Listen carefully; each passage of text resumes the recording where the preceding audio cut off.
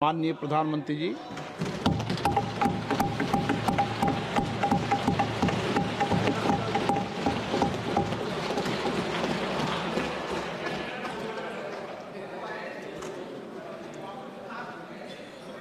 आदरणीय अध्यक्ष महोदय,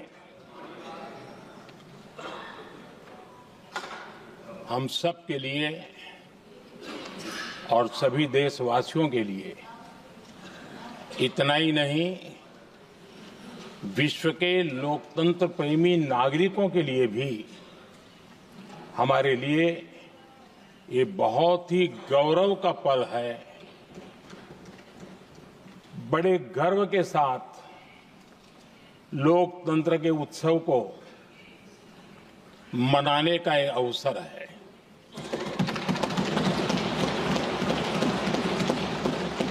संविधान के 75 वर्ष की यात्रा, यादगार यात्रा और विश्व के सबसे महान और विशाल लोकतंत्र की यात्रा, इसके मूल में हमारे संविधान निर्माताओं की दीर्घदृष्टि, हमारे संविधान निर्माताओं का योगदान और जिसको लेकर के आज हम आगे बढ़ रहे हैं, ये 75 वर्ष पूर्ण होने पर एक उत्सव मनाने का पल है।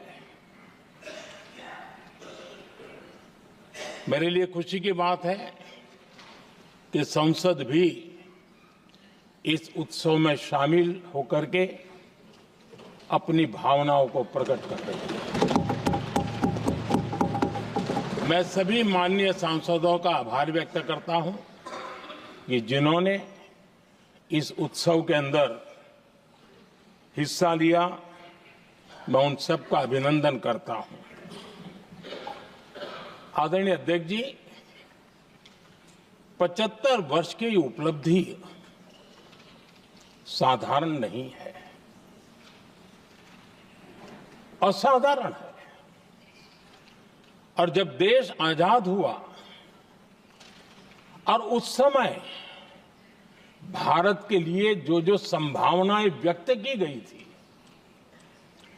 उन सभी संभावनाओं को निरस्त करते हुए, परास्त करते हुए भारत का संविधान हमें यहां तक ले आया है। और इसलिए इस महान उपलब्धि के लिए संविधान निर्माताओं के साथ साथ मैं देश के कोटि कोटि नागरिकों का आदरपूर्वक नमन करता हूं, जिन्होंने इस भावना को, इस नई व्यवस्था को जी करके दिखाया है।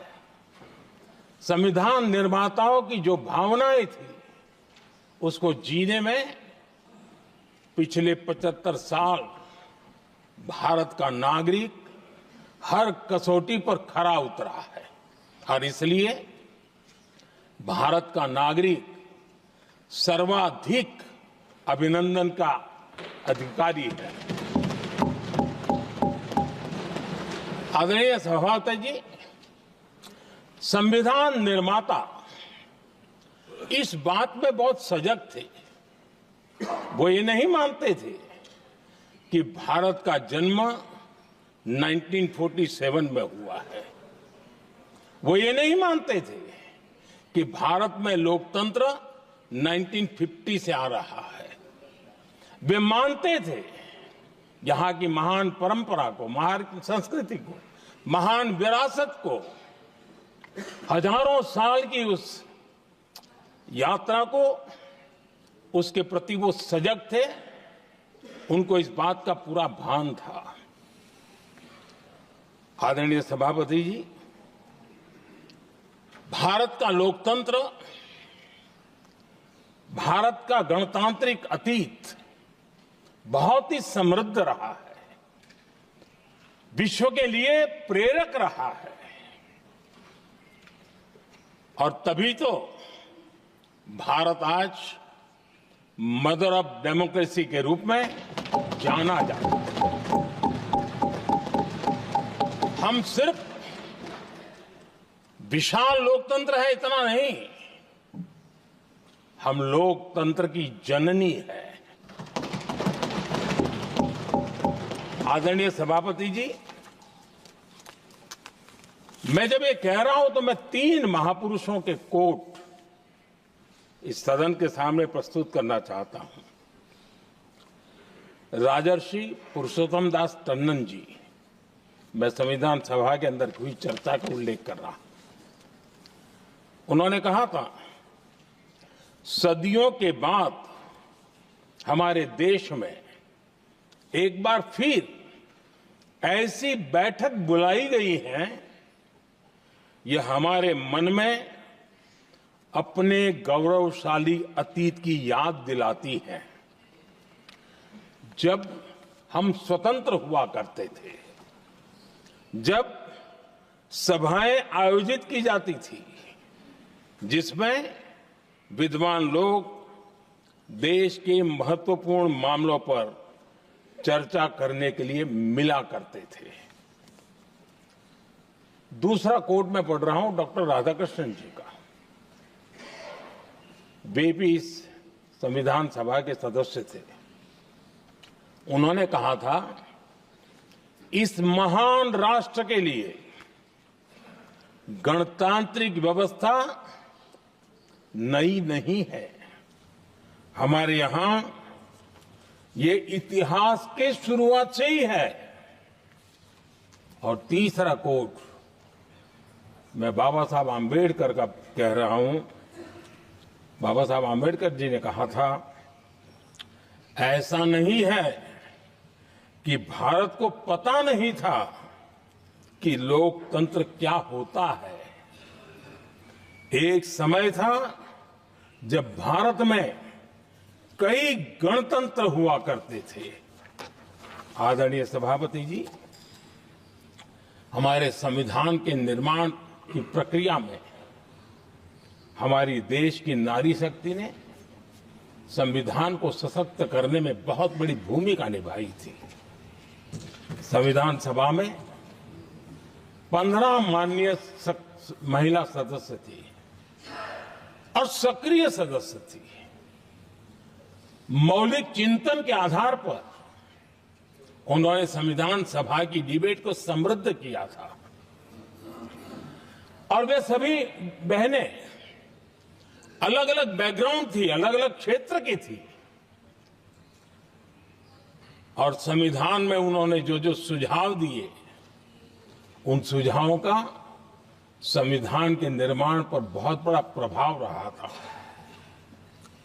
और हमारे लिए गर्व की बात है कि दुनिया के कई देश आजाद भी हुए, संविधान भी बने, लोकतंत्र भी चला, लेकिन महिलाओं को अधिकार देने में दशकों बीत गए थे। लेकिन हमारे यहां शुरुआत से ही महिलाओं को वोट का अधिकार संविधान में दिया गया। आदरणीय सभापति जी, जब G20 समिट हुई, उसी भावना को आगे बढ़ाते हुए, क्योंकि संविधान की भावना को लेकर के हम सब जीने वाले लोग हैं, हमने G20 की अध्यक्षता के दरमियान विश्व के सामने विमेन लेड डेवलपमेंट का विचार रखा।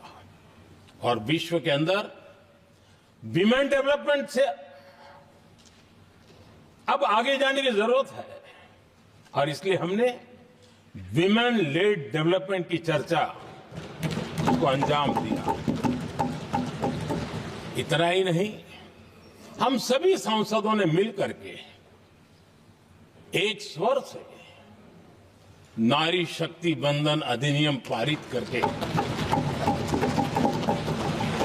हमारी महिला शक्ति को भारतीय लोकतंत्र में उनकी भागीदारी सुनिश्चित करने के लिए हम लोगों ने कदम उठाए। आदरणीय सभापति जी, आज हम देख रहे हैं हर बड़ी योजना के सेंटर में महिलाएं होती है। और ये जब संविधान के हम 75 वर्ष मना रहे हैं, ये संयोग है और अच्छा संयोग है कि भारत के राष्ट्रपति के पद पर एक आदिवासी महिला विराजमान। ये हमारे संविधान की भावना की एक अभिव्यक्ति भी है।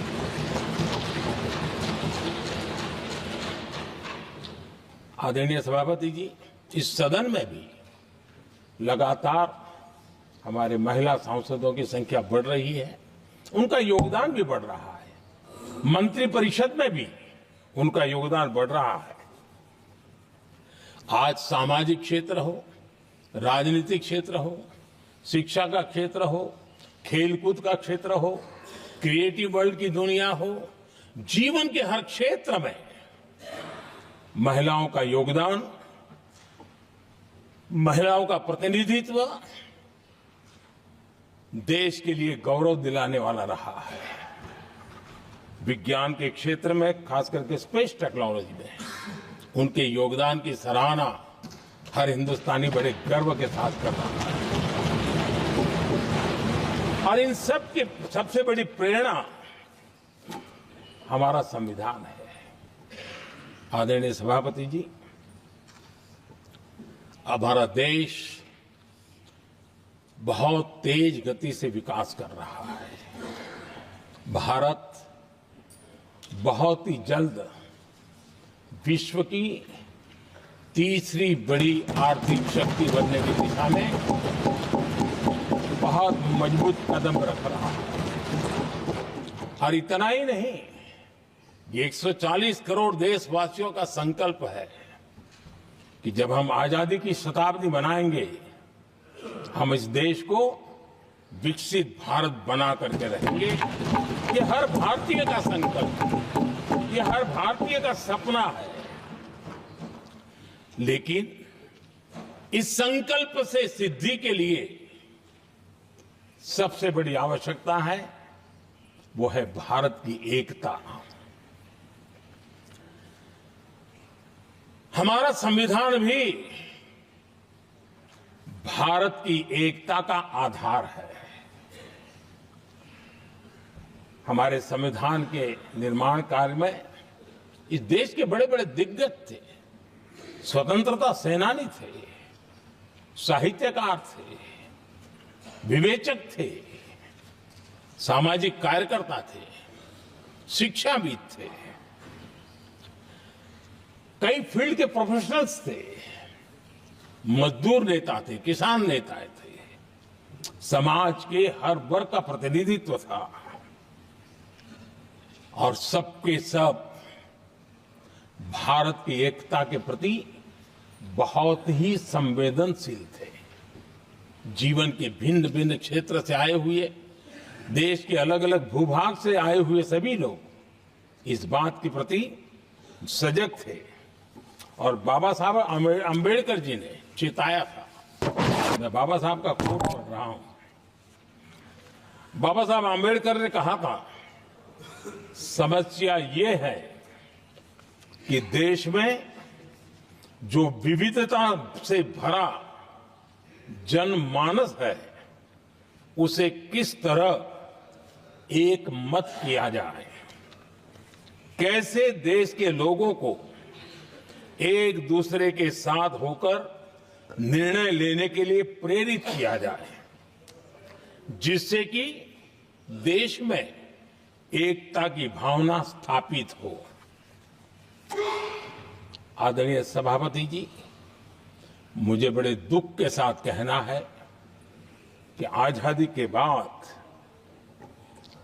एक तरफ संविधान निर्माताओं के दिल दिमाग में एकता थी, लेकिन आजादी के बाद विकृत मानसिकता के कारण या स्वार्थवश अगर सबसे बड़ा प्रहार हुआ तो देश की एकता के मूल भाव पर प्रहार हुआ। विविधता में एकता, ये भारत की विशेषता रही है। हम विविधता को सेलिब्रेट करते हैं और इस देश की प्रगति भी विविधता को सेलिब्रेट करने में है। लेकिन गुलामी की मानसिकता में पले बड़े लोगों ने भारत का भला न देख पाने वाले लोगों ने और जिनके लिए हिंदुस्तान 1947 में ही पैदा हुआ, ये जो धारणा बननी थी, उनके लिए वो विविधता में विरोधाभास ढूंढते रहे। इतना ही नहीं, विविधता के इस अमूल्य खजाना है हमारा, उसको सेलिब्रेट करने के बजाय उस विविधता में ऐसे जहरीले बीज बोने के प्रयास करते रहे ताकि देश की एकता को चोट पहुंचे। आदरणीय सभापति जी, हमें विविधता का उत्सव हमारे जीवन का अंग बनाना होगा और वही बाबा साहब आंबेडकर को सच्ची श्रद्धांजलि होगी। आदरणीय सभापति जी, मैं संविधान के प्रकाश में ही मेरी बातों को रखना चाहता हूं और इसलिए अगर आप हमारी नीतियों को देखेंगे, पिछले 10 साल देश की जनता ने हमें जो सेवा करने का मौका दिया है, हमारी निर्णयों की प्रक्रिया को देखेंगे तो भारत की एकता को मजबूती देने का निरंतर हम प्रयास करते रहे हैं। आर्टिकल 370 देश की एकता में रुकावट बना पड़ा था, दीवार बना पड़ा था। देश की एकता हमारी प्राथमिकता थी, जो कि हमारी संविधान की भावना थी और इसलिए धारा 370 को हमने जमीन पर काट दिया, क्योंकि देश की एकता हमारी प्राथमिकता है। आदरणीय सभापति जी, इस इतने बड़े विशाल देश में अगर आर्थिक रूप से हमें आगे बढ़ना है, हमारी व्यवस्थाओं को और विश्व को भी निवेश के लिए आना है, तो भारत में अनुकूल व्यवस्थाएं चाहिए और उसी में से हमारे देश में एक लंबे अरसे तक जीएसटी को लेकर के चर्चा चलती रही। मैं समझता हूं इकोनॉमिक यूनिटी के लिए जीएसटी ने बहुत बड़ी भूमिका अदा की है। उस समय पहले की सरकार का भी कुछ योगदान है। वर्तमान समय में हमको इसको आगे बढ़ाने का अवसर मिला और हमने इसको किया और वो भी वन नेशन वन टैक्स उस भूमिका को आगे बढ़ा रहा है। आदरणीय सभापति जी, हमारे देश में राशन कार्ड गरीब के लिए बहुत बड़ी मूल्यवान दस्तावेज रहा है, लेकिन गरीब अगर एक राज्य से दूसरे राज्य जाता था तो गरीब कुछ भी उसके प्राप्त करने का हकदार नहीं बनता था। इतना बड़ा देश पर उसका किसी भी कोने में जाए उसका उतना ही अधिकार है। एकता के उस भाव को मजबूत करने के लिए हमने one nation one ration card की बात को मजबूत किया। आदरणीय सभापति जी, देश के गरीब को, देश के सामान्य नागरिक को अगर मुफ्त में इलाज मिले तो गरीबी से लड़ने की उसकी ताकत अनेक गुना बढ़ जाती है। लेकिन उसके लिए जहां वो काम करता है वहां पर तो मिल जाए, लेकिन किसी कामवश वो बाहर गया है और वहां पर वो जीवन और मृत्यु की लड़ाई लड़ता हो, ऐसे समय अगर उसको सुविधा नहीं मिलेगी तो व्यवस्था किस काम की। और इसलिए देश की एकता के मंत्र को जीने वाले हम लोगों ने ये तय किया कि one nation one health card, और इसलिए हमने आयुष्मान भारत योजना बनाई। आज बिहार के दूर दराज क्षेत्र का व्यक्ति भी अगर पुणे में कुछ काम कर रहा है और अचानक बीमार हो गया तो उसके लिए आयुष्मान कार्ड होना बहुत इनफ है, उसकी सेवा मिल सकती है। आदरणीय सभापति जी, हम जानते हैं देश में कई बार ऐसा हुआ कि देश के एक हिस्से में बिजली थी लेकिन बिजली सप्लाई नहीं हो रही थी और उसके कारण दूसरे इलाके में अंधेरा था। और पिछली सरकार में हमने विश्व के अंदर भारत की बदनामी हेडलाइन से हुआ करती थी अंधेरे की, वो दिन हमने देखे हैं। और तब जाकर के एकता के मंत्र को लेकर के संविधान की भावना को जीने वाले हम लोगों ने वन नेशन वन ग्रिड को परिपूर्ण कर दिया। और इसलिए आज बिजली के प्रवाह को निर्विरोध रूप से हिंदुस्तान के हर कोने में ले जाया जा सकता है। आदरणीय सभापति जी, हमारे देश में इंफ्रास्ट्रक्चर में भी भेदभाव की बू आती रही है। हमने उसे मिटा करके देश की एकता को ध्यान में रखते हुए, एक संतुलित विकास को ध्यान में रखते हुए हमने उस भेदभाव, उस भावना को खत्म करके एकता को मजबूत किया। हमने नॉर्थ ईस्ट हो या जम्मू कश्मीर हो, हिमालय की गोद के इलाके हो या रेगिस्तान के सटे हुए इलाके हो, हमने पूरी तरह इंफ्रास्ट्रक्चर को एक सामर्थ्य देने का प्रयास किया है ताकि एकता के भाव को अभाव में से कारण कोई दूरी पैदा न हो, उसमें से बदलने का हमने काम किया। आदरणीय सभापति जी, युग बदल चुका है और हम नहीं चाहते हैं कि डिजिटल के क्षेत्र में हैव्स एंड हैव्स नॉट की स्थिति बन जाए।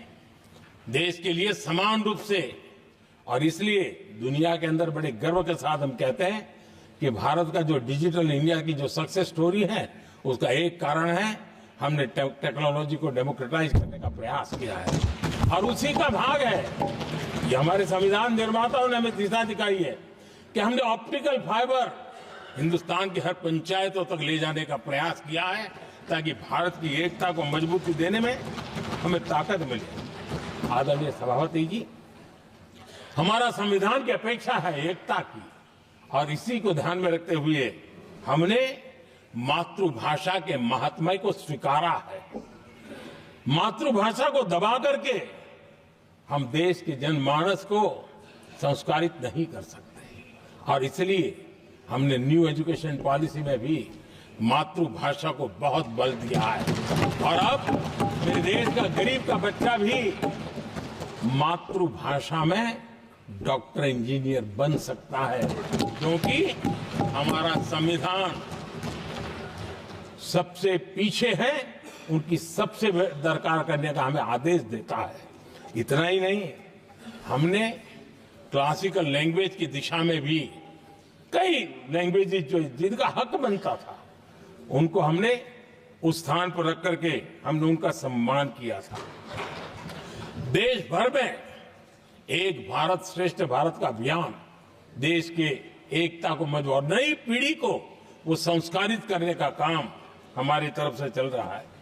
आदरणीय सभापति जी, काशी तमिल संगमम और तेलुगु काशी संगमम ये आज एक बहुत बड़ा इंस्टीट्यूशनलाइज हुआ है और समाज के निकटता को मजबूती देने का एक सांस्कृतिक प्रयास भी हमारा चलता रहा है, क्योंकि उसका कारण यही है कि संविधान की मूल धारा में भारत की एकता का महात्म्य स्वीकार किया गया है और उसको हमें बल देना चाहिए।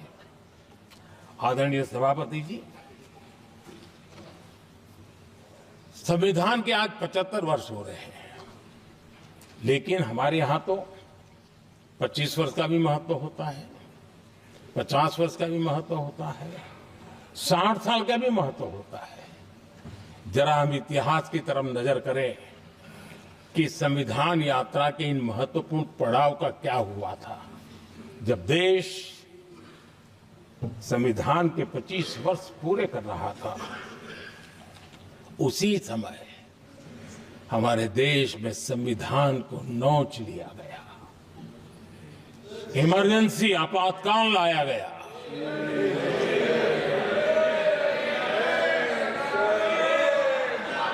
संवैधानिक व्यवस्थाओं को समाप्त कर दिया गया, देश को जेल खाना बना दिया गया, नागरिकों के अधिकारों को लूट लिया गया, प्रेस की स्वतंत्रता को ताले लगा दिए गए, और कांग्रेस के माथे पर जो पाप है ना, वो कभी भी धुलने वाला नहीं है। कभी भी धुलने यह सिर्फ हिंदुस्तान है। दुनिया में जब जब लोकतंत्र की चर्चा होगी, कांग्रेस के माथे का ये पाप कभी धुलने वाला नहीं है, क्योंकि लोकतंत्र का गला घोंट दिया गया था। भारत के संविधान निर्माताओं की तपस्या को मिट्टी में मिलाने की कोशिश की गई थी। आदरणीय सभापति जी, जब 50 साल हुए तब क्या भुला दिया गया था? जी नहीं, अटल बिहारी वाजपेयी जी की सरकार थी और 26 नवंबर को 2000 देश भर में संविधान का 50वां वर्ष मनाया गया था। अटल बिहारी वाजपेयी जी ने प्रधानमंत्री के नाते राष्ट्र को एक विशेष संदेश दिया था। एकता, जनभागीदारी, साझेदारी, उसके महत्व पर बल देते हुए उन्होंने संविधान की भावना को जीने का प्रयास किया था, जनता को जगाने का भी प्रयास किया था। और अध्यक्ष जी, जब देश संविधान का 50 वर्ष मना रहा था और जब 50 वर्ष की पूर्णाहुति हुई, तो ये मेरा भी सौभाग्य था कि मुझे भी संविधान की प्रक्रिया से मुख्यमंत्री बनने का अवसर मिल गया। और मैं जब मुख्यमंत्री था, उसी कार्यकाल में संविधान के 60 साल हुए और तब मैंने तय किया था मुख्यमंत्री के नाते कि हम गुजरात में संविधान के 60 साल मनाएंगे। और इतिहास में पहली बार ऐसा हुआ है जब संविधान के ग्रंथ को हाथी पर बनाई हुई अंबाड़ी में रखा गया, उस विशेष व्यवस्था में रखा गया। हाथी पर संविधान की यात्रा निकल, संविधान गौरव यात्रा निकाली गई और राज्य का मुख्यमंत्री उस संविधान के नीचे हाथी के बगल में पैदल चल रहा था और देश को संविधान का महत्व समझाने का सांकेतिक प्रयास कर रहा था।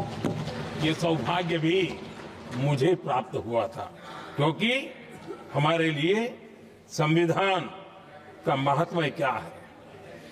और आज 75 साल हुए, हमें अवसर मिला। और मुझे याद है जब मैंने लोकसभा के पुराने सदन के अंदर जब 26 नवंबर को संविधान दिवस मनाने की बात कही थी, तब एक वरिष्ठ नेता ने सामने से आवाज उठाई थी कि 26 जनवरी तो है, 26 नवंबर की क्या जरूरत है। क्या भावना घर कर गई थी, ये बहुत पुरानी बात नहीं है। इसी सदन में मेरे सामने हुआ था। लेकिन आदरणीय सभापति जी, मेरे लिए खुशी की बात है कि इस विशेष सत्र में अच्छा होता, संविधान की शक्ति, संविधान की विविधताओं पर चर्चा होती, नई पीढ़ी को काम आता। लेकिन हर एक की अपनी अपनी मजबूरियां होती है, हर कोई अपना दुख किसी न किसी रूप में प्रकट करता रहता है। कईयों ने अपनी विफलताओं का दुख प्रकट किया है। अच्छा होता दलगत की भावनाओं से उठ करके देश हित में संविधान की चर्चा हुई होती, तो समृद्धि मिलती अनेक देश की नई पीढ़ी को। आदरणीय सभापति जी, मैं तो संविधान के प्रति विशेष आदर का भाव व्यक्त करना चाहूंगा कि संविधान की भावना थी कि मेरे जैसे अनेक लोग जो यहां पहुंच नहीं पाते, ये संविधान था जिसके कारण हम पहुंच पाए। क्योंकि हमारा कोई बैकग्राउंड नहीं था, हम यहां तक कैसे आते हैं? ये संविधान का सामर्थ्य था, जनता जनार्दन के आशीर्वाद थे। इतना बड़ा दायित्व, और मेरे जैसे बहुत लोग यहाँ भी हैं जिनका ऐसा कोई बैकग्राउंड नहीं है, यही एक सामान्य परिवार से आए हैं और आज संविधान ने हमें यहाँ तक पहुँचाया है। और ये भी कितना बड़ा सौभाग्य है कि हमें देश ने इतना स्नेह दिया, एक बार नहीं, दो बार नहीं, 3 बार। ये हमारे संविधान के बिना संभव नहीं था। आदरणीय सभापति जी,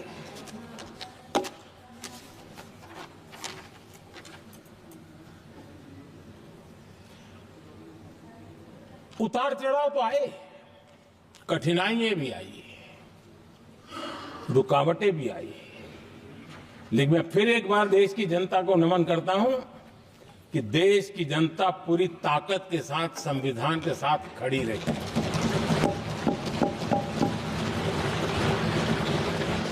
आदरणीय सभापति जी, मैं आज यहां किसी की व्यक्तिगत आलोचना करना नहीं चाहता हूं, लेकिन तथ्यों को देश के सामने रखना जरूरी है और इसलिए मैं तथ्यों को रखना चाहता हूं। कांग्रेस के एक परिवार ने संविधान को चोट पहुंचाने में कोई कोर कसर नहीं छोड़ी है।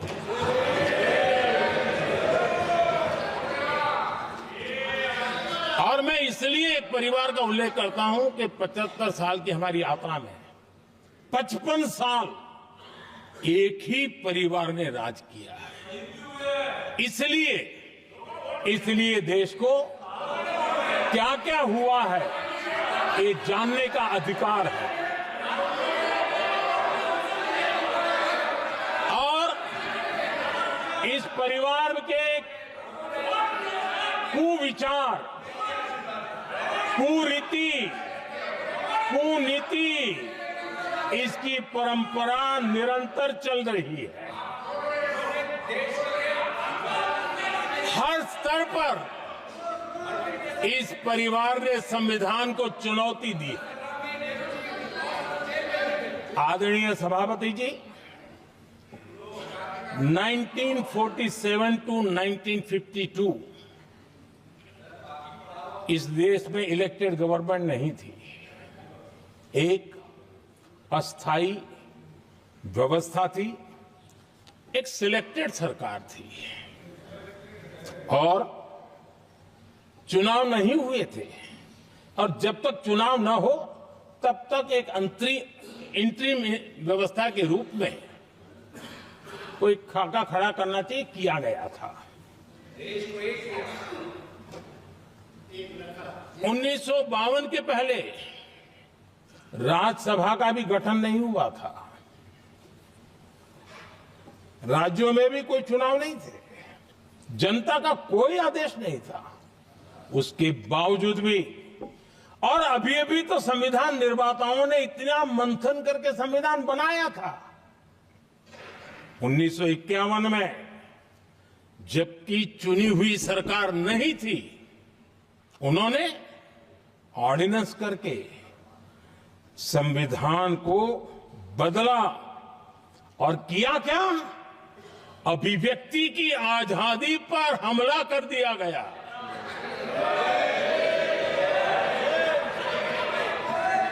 और ये संविधान निर्माताओं का भी अपमान था, क्योंकि ऐसी बातें कोई संविधान सभा में नहीं आई होगी, ऐसा नहीं है, लेकिन वहां उनकी चली नहीं।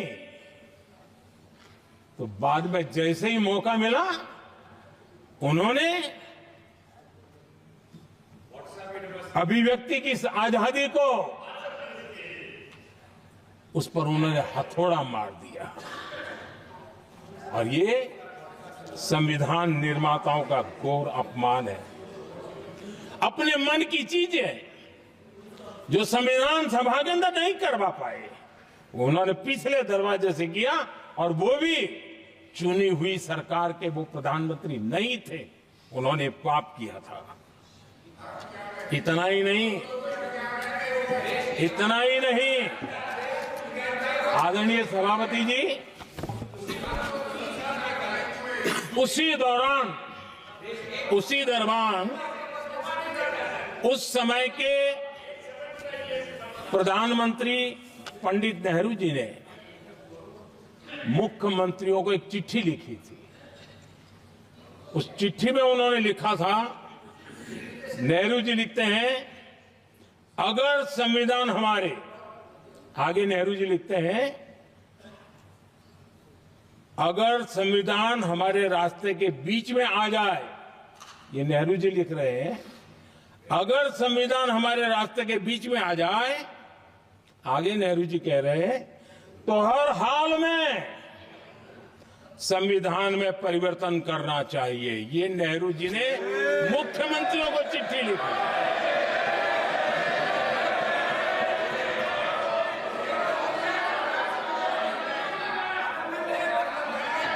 और आदरणीय सभापति जी,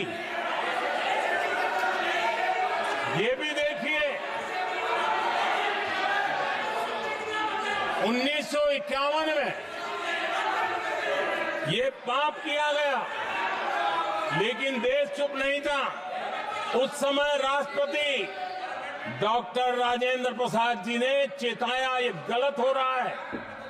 उस समय स्पीकर पद पर बैठे हुए हमारे स्पीकर महोदय ने भी पंडित जी को कहा गलत कर रहे हो।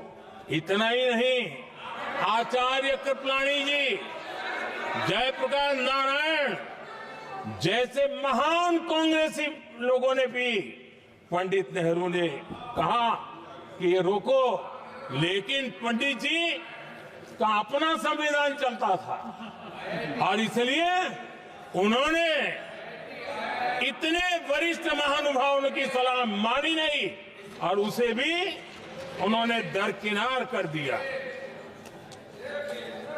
और आदरणीय सभापति जी,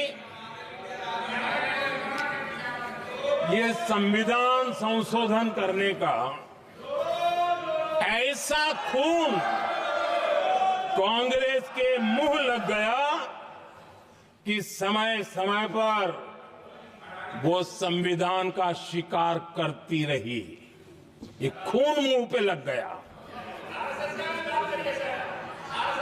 इतना ही नहीं, संविधान के स्पिरिट को लहू लहान करती रही। आदरणीय सभापति जी, करीब 6 दशक में 75 बार संविधान बदला गया। आदरणीय सभापति जी, जो बीज देश के पहले प्रधानमंत्री जी ने बोया था, उस बीज को खाद पानी देने का काम एक और प्रधानमंत्री ने किया। उनका नाम था श्रीमती इंदिरा गांधी।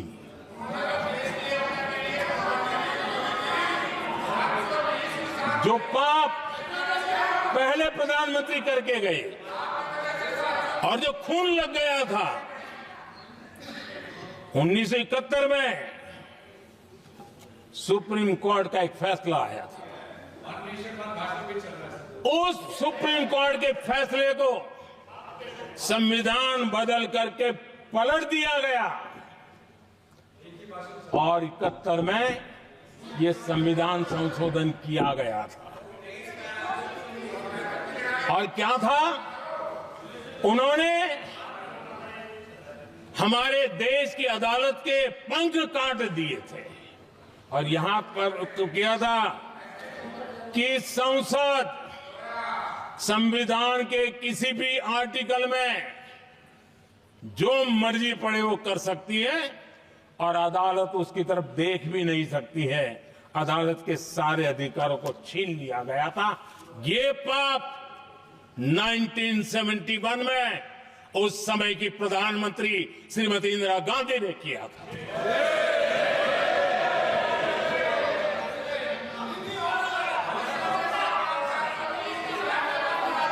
और इस परिवर्तन ने इंदिरा जी की सरकार को मौलिक अधिकारों को छीनने का और न्यायपालिका पर नियंत्रण करने का अधिकार दिया, सक्षम बना दिया था। आदरणीय सभापति जी, खून मुंह पे लग गया था, कोई रोकने वाला था नहीं। और इसलिए जब इंदिरा जी के चुनाव को गैर रीति के कारण, असंवैधानिक तरीके से चुनाव लड़ने के कारण अदालत ने उनके चुनाव को खारिज कर दिया और उनको एमपी पद छोड़ने की नौबत आई तो उन्होंने गुस्से में आकर के देश पर इमरजेंसी थोप दी, आपातकाल लगा दिया अपनी कुर्सी बचाने के लिए। और उसके बाद इतना ही नहीं, उन्होंने इमरजेंसी तो लगाई, संविधान का दुरुपयोग तो किया ही किया, भारत के लोकतंत्र का गला तो घोंट ही दिया। लेकिन 1975 में 39वां संशोधन किया और उसमें उन्होंने क्या किया, राष्ट्रपति, उपराष्ट्रपति, प्रधानमंत्री, अध्यक्ष, इनके चुनाव के खिलाफ कोई कोर्ट में जा ही नहीं सकता है, ऐसा उन्होंने, और वो भी रिट्रोस्पेक्टिव किया, आगे के लिए नहीं, पीछे का भी, अपने पापों का भी उन्होंने। और आदरणीय सभापति जी, मैं संविधान की बात कर रहा हूं, मैं संविधान के आगे पीछे कुछ नहीं बोल रहा हूं।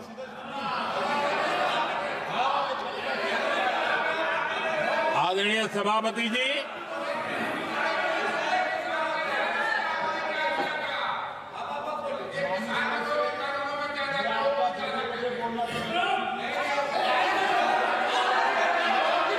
आदरणीय सभापति जी, इमरजेंसी में लोगों के अधिकार छीन लिए गए, देश के हजारों लोगों को जेलों में ठूंस दिया गया, न्यायपालिका का गला घोंट दिया गया, अखबारों की स्वतंत्रता पर ताले लगा दिए गए। इतना ही नहीं, कमिटेड जुडिशरी, इस विचार को उन्होंने पूरी ताकत दी। और इतना ही नहीं, जिस जस्टिस एच.आर. खन्ना ने उनके चुनाव में उनको खिलाफ जो जजमेंट दिया था, वो इतना गुस्सा भरा था कि जब जस्टिस एच.आर. खन्ना, जो सीनियरिटी के आधार पर सुप्रीम कोर्ट के चीफ जस्टिस बनने थे, जिन्होंने संविधान के सम्मान करते हुए उस स्पिरिट से इंदिरा जी को सजा दी थी, उन्होंने मुख्य न्यायाधीश नहीं बनने दिया। ये संविधान और लोकतांत्रिक प्रक्रिया रही।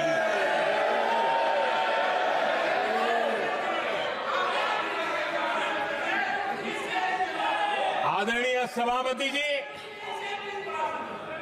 यहां भी ऐसे कई दल बैठे हैं जिनके मुखिया भी सारे जेल में हुआ करते थे। ये इनकी मजबूरी है कि वहां जाके बैठे हैं, उनको भी जेलों में ठूस दिया गया था। आदरणीय सभापति जी, देश पर जुल्म तांडव चल रहा था, निर्दोष लोगों को जेलों में ठूस दिया जाता था, लाठियां बरताई जाती थी, कई लोग जेलों में मौत के शरण हो गए थे, और एक निर्दयी सरकार संविधान को चूर चूर करती रही थी। आदरणीय सभापति जी, ये परंपरा यहां नहीं रुकी। जो परंपरा नेहरू जी ने शुरू की थी, जिसको दूसरे प्रधानमंत्री जी इंदिरा जी ने आगे बढ़ाया, क्योंकि खून मुंह पे लग गया था, और इसलिए राजीव गांधी जी प्रधानमंत्री बने। उन्होंने संविधान को एक और गंभीर झटका दे दिया। सबको समानता, सबको समानता, सबको न्याय, उस भावना को चोट पहुंचाई। आदरणीय सभापति जी, आपको मालूम है, सुप्रीम कोर्ट ने शाहबानो का जजमेंट दिया था। एक भारत की महिला को न्याय देने का काम संविधान की मर्यादा और स्पिरिट के आधार पर देश की सुप्रीम कोर्ट ने दिया था। एक वृद्ध महिला को उसका हक मिला था सुप्रीम कोर्ट से, लेकिन उस समय के प्रधानमंत्री राजीव गांधी ने शाह बानो की उस भावना को, सुप्रीम कोर्ट की उस भावना को नकार दिया और उन्होंने वोट बैंक की राजनीति के खातिर संविधान की भावना को बलि चढ़ा दिया और कट्टरपंथियों के सामने सर झुकाने का काम कर दिया। उन्होंने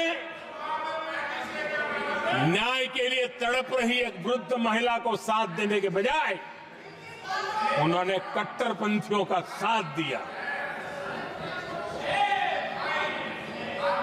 संसद में कानून बना करके सुप्रीम कोर्ट के निर्णय को फिर एक बार पलट दिया गया। आदरणीय सभापति जी, बात वहां से नहीं अटकी है। नेहरू जी ने शुरू किया, इंदिरा जी ने आगे बढ़ाया और राजीव जी ने भी उसको ताकत दी, खाद पानी देने का काम किया। क्यों? संविधान के साथ खिलवाड़ करने का लहू उनके मुंह लग गया। आदरणीय सभापति जी, अगली पीढ़ी भी इसी खिलवाड़ में जुड़ी पड़ी है।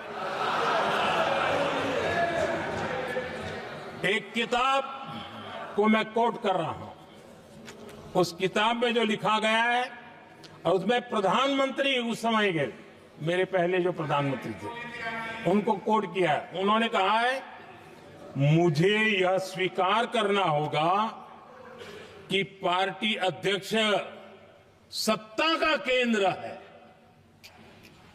ये मनमोहन सिंह जी ने कहा है, जो किताब में लिखा गया है।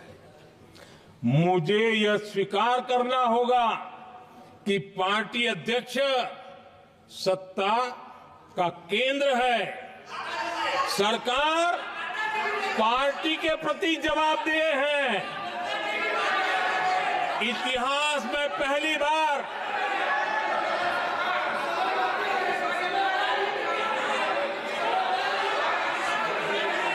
आदरणीय सभापति जी, नहीं, आप सदन इतिहास में पहली बार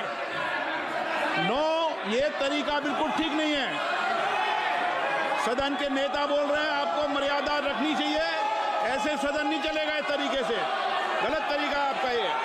माननीय प्रधानमंत्री जी। आदरणीय सभापति जी, इतिहास में पहली बार संविधान को ऐसी गहरी चोट पहुंचा दी गई।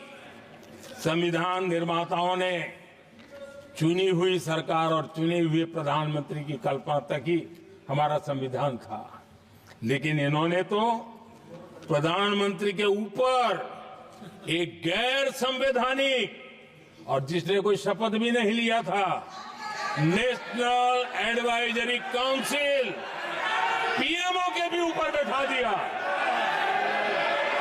पीएमओ के ऊपर अघोषित दर्जा दे दिया गया।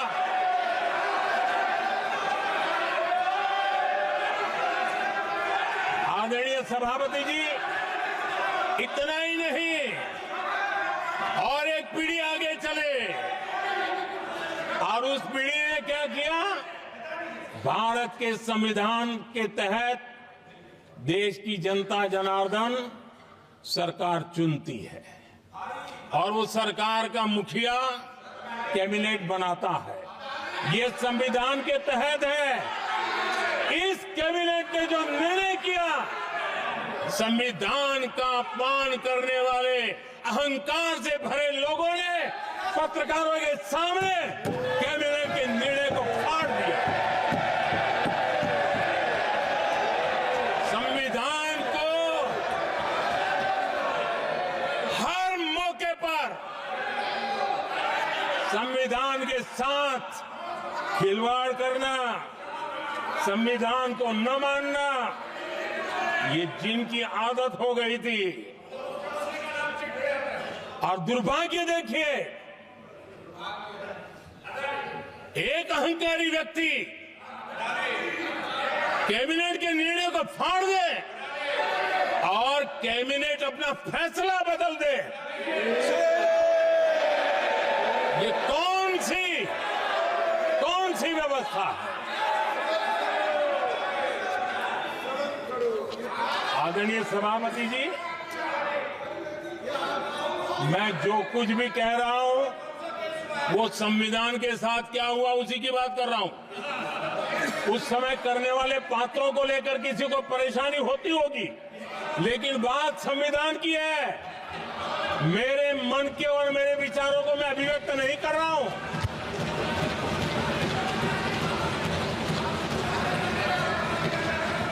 आदरणीय सभापति जी, कांग्रेस ने निरंतर संविधान की अवमानना की, संविधान के महत्व को कम किया। कांग्रेस इसके अनेक उदाहरणों से भरा पड़ा हुआ है। संविधान के साथ धोखेबाजी कैसे करते थे, संवैधानिक संस्थाओं को कैसे नहीं मानते थे, इस देश में बहुत कम लोगों को मालूम होगा। 370 की तो पता है सबको, 35A का पता बहुत कम है।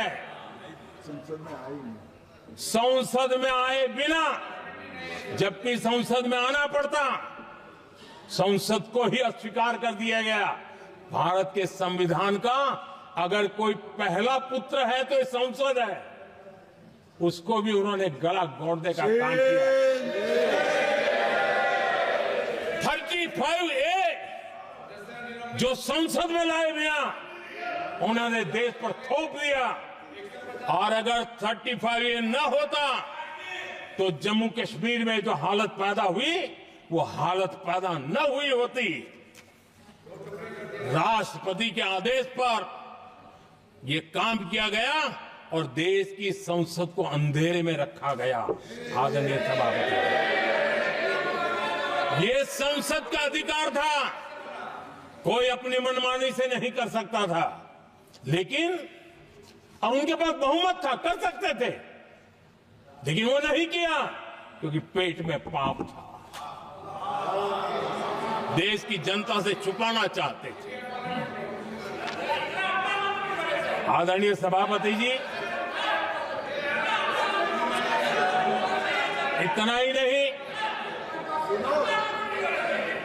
बाबा साहब आंबेडकर जिनके प्रति आज सम्मान का भाव सब कोई अनुभव कर रहा है, और हम लोगों के लिए तो बहुत विशेष है, क्योंकि हम लोगों के लिए तो जीवन में बहुत बड़ी जो कुछ भी रास्ते मिले ना वहीं से मिले हैं। आदरणीय सभापति जी, बाबा साहब आंबेडकर, इनके प्रति भी इनके मन में कितनी कटुता भरी थी, कितना द्वेष भरा था, मैं आज उसके डिटेल में जाना नहीं चाहता हूं। लेकिन जब अटल जी की सरकार थी तब बाबा साहब आंबेडकर, उनका जो महापरिनिर्वाण भूमि है, वहां पर अलीपुर रोड पर अटल जी की सरकार में बाबा साहब आंबेडकर जी के स्मृति में एक स्मारक बनाना तय हुआ। अटल जी के समय ये नहीं हुआ। दुर्भाग्य देखिए, 10 वर्ष यूपीए की सरकार रही, उसने इस काम को नहीं किया, न होने दिया। बाबा साहब आंबेडकर का जब हमारी सरकार आई, बाबा साहब आंबेडकर के प्रति हमारा श्रद्धा होने के कारण हमने अलीपुर रोड पर बाबा साहब मेमोरियल बनाया और उसका काम किया। आदरणीय सभापति जी, दिल्ली में जब बाबा साहब आंबेडकर के 1992 में, उस समय चंद्रशेखर जी कुछ समय थे, तब एक निर्णय किया गया था, आंबेडकर इंटरनेशनल सेंटर यही जनपद के पास 40 साल तक वो कागज पे ही पड़ा रहा, नहीं किया गया। और तब जाकर के 2015 में हमारी सरकार आई और हमने आकर के इस काम को पूरा किया। बाबा साहब को भारत रत्न देने का काम भी जब कांग्रेस सत्ता से बाहर गई तब संभव हुआ। इतना ही नहीं, आदरणीय सभापति जी, बाबा साहब आंबेडकर के 125 साल तो आपने पूरी दुनिया में बनाए थे, विश्व के 120 देशों में बनाने का काम किया था। लेकिन जब बाबा साहब आंबेडकर की शताब्दी थी तब अकेली बीजेपी की सरकार थी मध्य प्रदेश में। सुंदरलाल जी पटवा हमारे मुख्यमंत्री जी थे और महू में जहां बाबा साहब आंबेडकर जी का जन्म हुआ था उसको एक स्मारक के रूप में पुनर्निर्माण करने का काम सुंदरलाल पटवाई जी जब मुख्यमंत्री थे तब मध्य प्रदेश में हुआ था। शताब्दी के समय भी उनके साथ यही किया गया था। आदरणीय सभापति जी,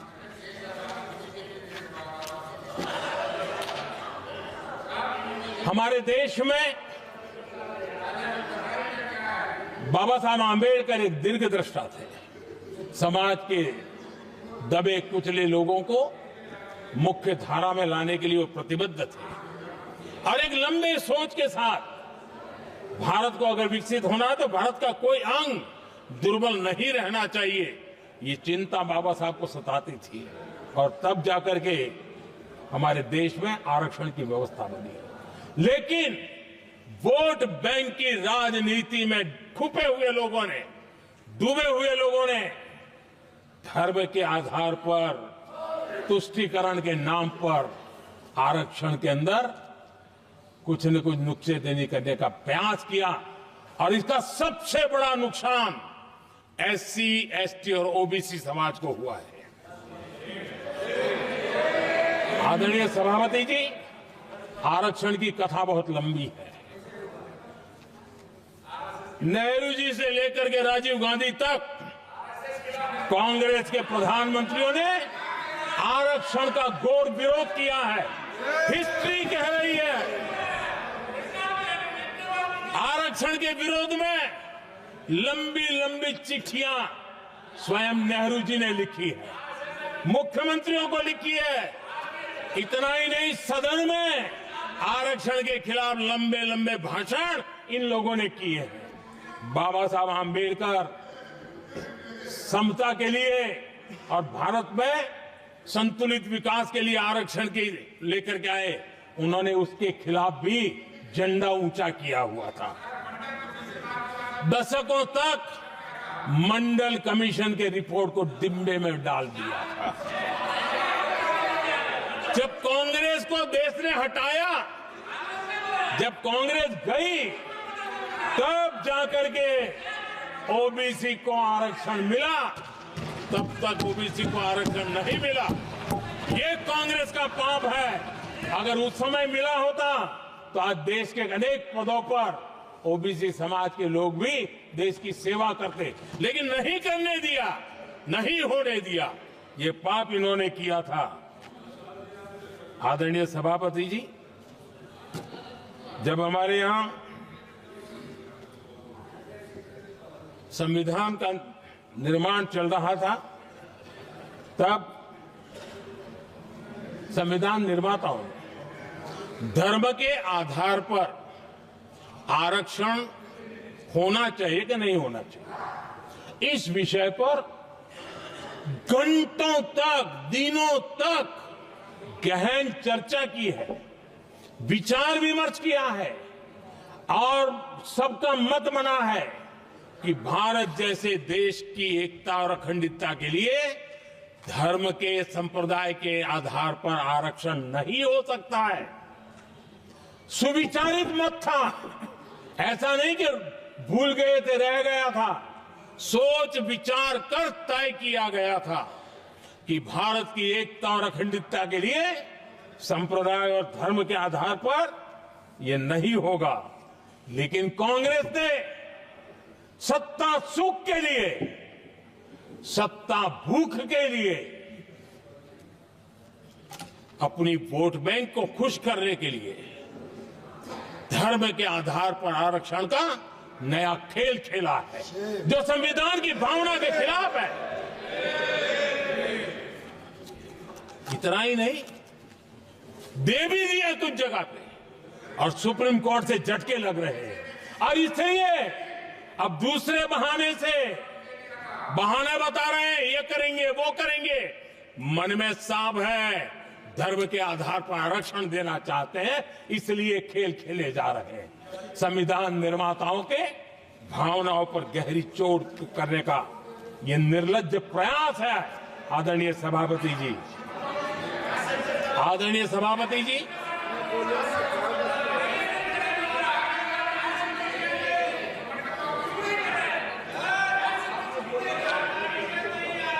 आदरणीय सभापति जी, एक गलत और विषय, ये तरीका ठीक नहीं। आपके नेता ने बोला, आपने बोला दोबारा बात मत करो। जिसकी भी मैं चर्चा करना चाहता हूं, और वो ज्वलंत विषय समान नागरिक संहिता, यूनिफॉर्म सिविल कोड। ये विषय भी संविधान सभा के ध्यान बाहर नहीं था। संविधान सभा ने यूनिफॉर्म सिविल कोड को लेकर के लंबी चर्चा की, गहन चर्चा की, और उन्होंने बहस के बाद निर्णय किया कि अच्छा होगा कि जो भी सरकार चुन करके आए वो उसका निर्णय करे और देश में यूनिफॉर्म सिविल कोड लागू करे। ये संविधान सभा का आदेश था। और बाबा साहब आंबेडकर ने कहा था, जो लोग संविधान को समझते नहीं है, देश को समझते नहीं है, सत्ता भूख सेवा कुछ पड़ा नहीं है, उनको पता नहीं है बाबा साहब ने क्या कहा था। बाबा साहब ने कहा था, धार्मिक आधार पर बने, ये मैं बाबा साहब की बात कर रहा हूं, इतना वीडियो कट करके घुमाना मत। आदरणीय सभापति जी, बाबा साहब ने कहा था, धार्मिक आधार पर बने पर्सनल लॉ को खत्म करने की बाबा साहब ने जोरदार वकालत की थी। उस समय के सदस्य के.एम. मुंशी जी ने कहा था, समान नागरिक संहिता को राष्ट्र की एकता और आधुनिकता के लिए अनिवार्य बताया था। कमा मुंशी जी ने। सुप्रीम कोर्ट ने भी कई बार कहा है कि देश में यूनिफॉर्म सिविल कोड जल्द से जल्द लाना चाहिए। सरकारों को आदेश दिए हैं सुप्रीम कोर्ट ने, और उसी संविधान की भावना को ध्यान में रखते हुए, संविधान निर्माताओं की भावनाओं को ध्यान में रखते हुए हम पूरी ताकत से लगे हुए हैं सेक्युलर सिविल कोड की। और आज कांग्रेस के लोग संविधान निर्माताओं की भावना का भी, सुप्रीम कोर्ट की भावना का भी अनादर कर रहे हैं, क्योंकि उनकी राजनीति को सूट नहीं करता है। उनके लिए संविधान वो पवित्र ग्रंथ नहीं है, उनके लिए एक हथियार है राजनीति का। खेल खेलने का हथियार बना दिया। लोगों को डराने के लिए संविधान को हथियार बनाया जाता है। आदरणीय सभापति जी, और ये कांग्रेस पार्टी, उनको तो संविधान शब्द भी उनके मुंह में शोभा नहीं देता है। इसलिए जो अपनी पार्टी के संविधान को नहीं मानते हैं, जिन्होंने अपनी पार्टी के संविधान को कभी स्वीकार नहीं किया है, क्योंकि संविधान को स्वीकार करने के लिए एक लोकतांत्रिक स्पिरिट लगता है, जो जिनकी रगों में नहीं है। सत्तावाद और परिवारवाद भरा पड़ा है। अब आप देखिए जो कैसी शुरुआती कितनी गड़बड़ हुई है। मैं कांग्रेस की बात कर रहा हूं। 12 कांग्रेस की प्रदेश की कमेटियों ने, 12 प्रदेश कमेटियों ने सरदार पटेल के नाम पर सहमति दी थी। नेहरू जी के साथ एक भी कमेटी नहीं थी, नॉट अ सिंगल। संविधान के तहत सरदार साहब ही देश के प्रधानमंत्री बनते हैं। लेकिन लोकतंत्र में श्रद्धा नहीं, खुद के संविधान पर विश्वास नहीं, खुद के ही संविधान को स्वीकारना नहीं, और सरदार साहब देश के प्रधानमंत्री नहीं बन सके और ये बैठ गए। जो लोग अपनी पार्टी के संविधान को, जो लोग अपनी पार्टी के संविधान को नहीं मानते, वो कैसे देश के संविधान को स्वीकार कर सकते हैं?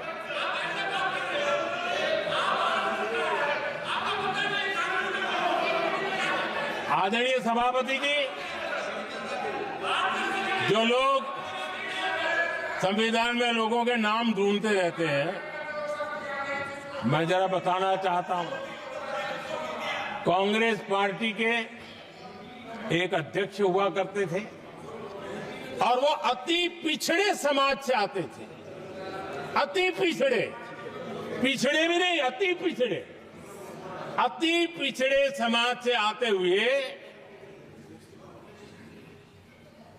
उनके अध्यक्ष श्रीमान सीताराम केसरी जी, कैसा अपमान किया गया। कहते हैं बाथरूम में बंद कर दिया गया, उठा करके फुटपाथ पर फेंक दिया गया। अपनी पार्टी के संविधान में ऐसा कभी नहीं लिखा गया, लेकिन अपनी पार्टी के संविधान को न मानना, लोकतंत्र की प्रक्रिया को न मानना, और पूरी कांग्रेस पार्टी पर एक परिवार ने कब्जा कर लिया, लोकतंत्र को नकार दिया। आदरणीय सभापति जी,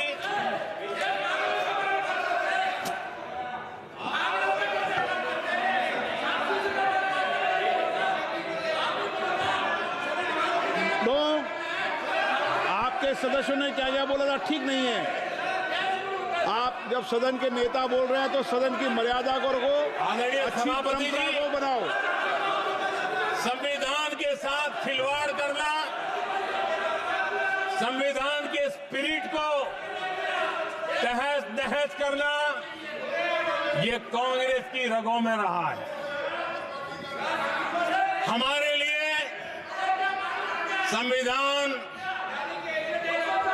उसकी पवित्रता, उसकी शुचिता हमारे लिए सर्वोपरि है। और ये शब्दों में नहीं है, जब जब हमें कसौटी पर कसा गया है, हम तप करके निकले हुए लोग हैं। मैं उदाहरण देना चाहता हूं, 1996 में सबसे बड़े दल के रूप में भारतीय जनता पार्टी जीत करके आई, सबसे बड़ा दल था, और राष्ट्रपति जी ने संविधान की भावना तहत सबसे बड़े दल को प्रधानमंत्री के शपथ के लिए बुलाया, और 13 दिन सरकार चली। अगर हमें संविधान के स्पिरिट के प्रति हमारा भावना न होती, तो हम भी ये बांटो, वो बांटो, ये दे दो, वो दे दो, इसको डिप्टी पीएम बना दो, इसको ढिकना बना दो, हम भी सत्ता सुख भोग सकते थे। लेकिन अटल जी ने सौदेबाजी का रास्ता नहीं चुना, संविधान के सम्मान का रास्ता चुना, और 13 दिन के बाद इस्तीफा देना स्वीकार कर दिया। ये ऊंचाई है हमारी लोकतंत्र की। इतना ही नहीं, 1998 में एनडीए की सरकार थी, सरकार चल रही थी, लेकिन कुछ लोगों को हम नहीं तो कोई नहीं, ये जो एक परिवार का खेल चला है, अटल जी की सरकार को अस्थिर करने के लिए खेल चले गए। वोट हुआ, खरीद फरोख्त तब भी हो सकती थी, बाजार में माल तब भी बिकता था, लेकिन संविधान की भावना के प्रति समर्पित अटल बिहारी वाजपेयी जी की सरकार ने एक वोट से हारना पसंद किया, इस्तीफा दिया, लेकिन असंवैधानिक कोई कृत्य नहीं किया। ये हमारा इतिहास है, ये हमारे संस्कार है, ये हमारी परंपरा है। और दूसरी तरफ अदालत ने भी जिस पर थप्पा मार दिया, कैश फॉर वोट का कांड, एक लघुमती सरकार को बचाने के लिए संसद में नोटों के ढेर साक्ष्य के रूप में रखे गए, असंवैधानिक तरीका। सरकार बचाने के लिए भारत के लोकतंत्र की भावना को बाजार बना दिया गया, वोट खरीदे गए। आदरणीय सभापति जी, 90 के दशक में कई सांसदों को रिश्वत देने का पाप, ये संविधान की भावना थी। क्या 140 करोड़ वासियों के मन में जो लोकतंत्र पनपा है, उस लोकतंत्र के साथ ये खिलवाड़? कांग्रेस के लिए सत्ता सुख, सत्ता की भूख, यही एकमात्र कांग्रेस का इतिहास है, कांग्रेस का वर्तमान है। आदरणीय सभापति जी, 2014 के बाद एनडीए को सेवा का मौका मिला, संविधान और लोकतंत्र को मजबूती मिली। ये पुरानी जो बीमारियों थी, उस बीमारी से मुक्ति का हमने एक अभियान चलाया। बीते 10 साल यहां से पूछा गया, हमने भी संविधान संशोधन किए। जी हां, हमने भी संविधान संशोधन किए हैं, देश की एकता के लिए, देश की अखंडता के लिए, देश के उज्जवल भविष्य के लिए और संविधान की भावना के प्रति पूर्ण समर्पण के साथ किए हैं। हमने संविधान संशोधन किया, क्यों किया? इस देश का ओबीसी समाज तीन दशक से ओबीसी कमीशन को संवैधानिक दर्जा देने के लिए मांग कर रहा है। ओबीसी के सम्मान के लिए, उसको संवैधानिक दर्जा देने के लिए हमने संविधान संशोधन किया है।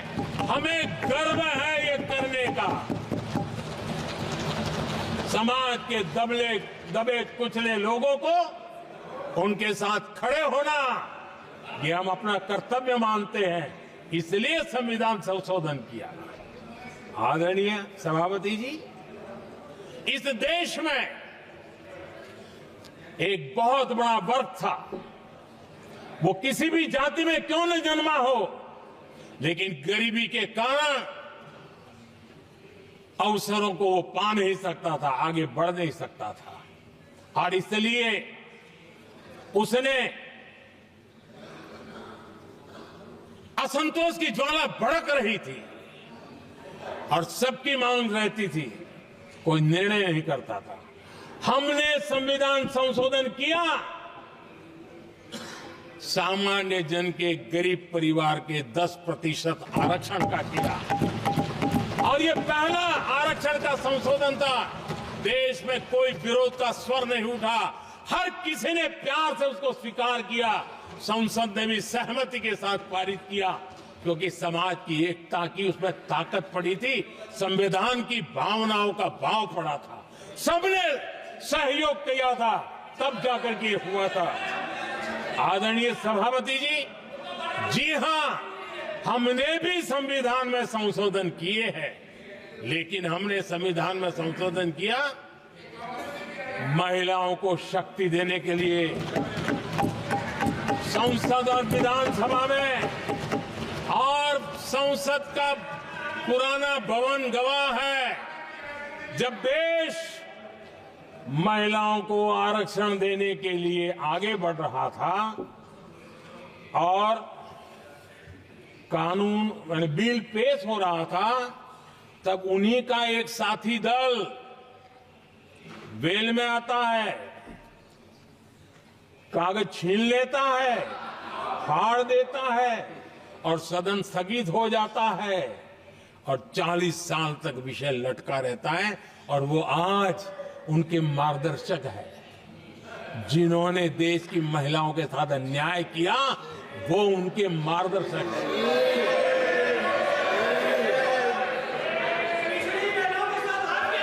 आदरणीय सभापति जी, हमने संविधान संशोधन किया, हमने देश की एकता के लिए किया। बाबा साहब आंबेडकर का संविधान 370 की दीवार के कारण जम्मू कश्मीर की तरफ देख भी नहीं सकता था। हम चाहते थे बाबा साहब आंबेडकर का संविधान हिंदुस्तान के हर हिस्से में लगना चाहिए और इसलिए बाबा साहब को श्रद्धांजलि भी देनी थी, देश की एकता को मजबूत करना था। हमने संविधान संशोधन किया, डंके की चोट पर किया और 370 को हटाया और भारत की सुप्रीम कोर्ट ने भी अब तो उसको मोहर लगा दी है। आदरणीय सभापति जी, हमने 370 का हटाने के लिए संशोधन किया। हमने ऐसे कानून भी बनाए। जब देश का विभाजन हुआ, महात्मा गांधी समेत देश के वरिष्ठ नेताओं ने सार्वजनिक रूप से कहा था कि पड़ोस के जो हमारे देश हैं, जहां जो माइनॉरिटीज है, वो जब भी संकट में आएगी तो उनकी चिंता ये देश करेगा। गांधी जी ने का वचन था, जो उनके नाम पर सत्ता पर चढ़ जाते थे उन्होंने तो पूरा नहीं किया। हमने सीएए ला करके उसको पूरा किया। वो कानून हमने लाया, हमने किया है और गर्व के साथ आज भी हम उसको ओन कर रहे हैं, मुंह नहीं छुपाते हैं, क्योंकि देश के संविधान की भावना के साथ मजबूती के साथ खड़े रहने का हमने काम किया। आदरणीय सभापति जी, हमने जो संविधान संशोधन किए हैं वो पुरानी गलतियों को ठीक करने के लिए किए और हमने एक उज्जवल भविष्य का रास्ता मजबूत करने के लिए किए हैं और समय बताएगा, समय की कसौटी पर हम खरे उतरेंगे, क्योंकि वो सत्ता स्वार्थ के लिए किया गया पाप नहीं है, हमने देश हित में किया हुआ पुण्य है। और इसलिए हमें जो सवाल पूछते हैं आदरणीय